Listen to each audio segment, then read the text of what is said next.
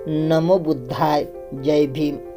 हमेशा लोग दूसरों के अच्छाई, बुराई या कोई और बात ढूंढने कोशिश करते रहते हैं। हमारा मन तो वर्तमान में रहना ही नहीं चाहता, वो दूसरे के ढूंढने में ही अपना समय बर्बाद करता रहता है।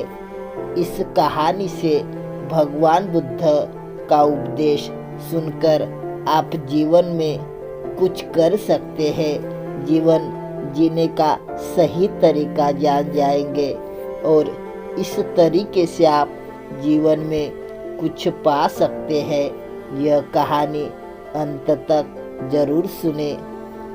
एक समय की बात है, भगवान बुद्ध उर्वेला की तरफ रास्ते में जा रहे थे। रास्ते में एक जंगल पड़ा था। भगवान बुद्ध जंगल में एक वृक्ष के नीचे बैठकर ध्यान करने लगे।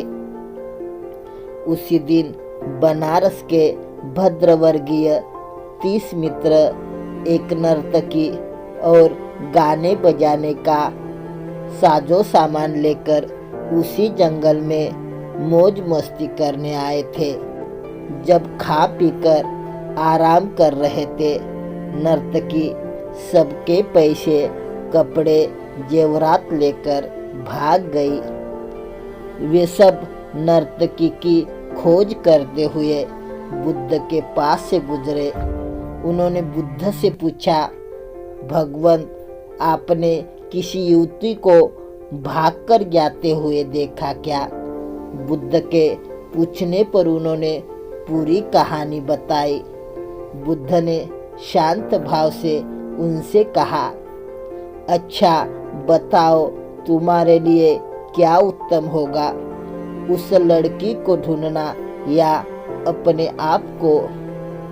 युवकों ने कहा, भंते, हमारे लिए यही उत्तम है यदि हम अपने आप को ढूंढे।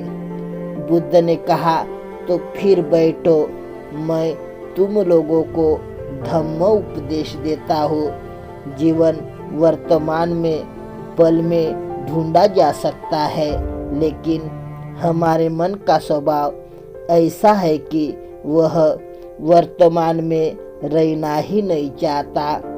यह या तो अतीत की यादों में खोया रहता है या फिर भविष्य की कामनाओं में लगा रहता है। हमें लगता है कि हम अपने को जानते हैं, लेकिन सच्चाई वह है कि हम अपने वास्तविक व्यक्तित्व को महसूस नहीं कर पाते। सुखी जीवन जीने का केवल एक ही रास्ता है, वर्तमान पल की सच्चाई को स्वीकार करना।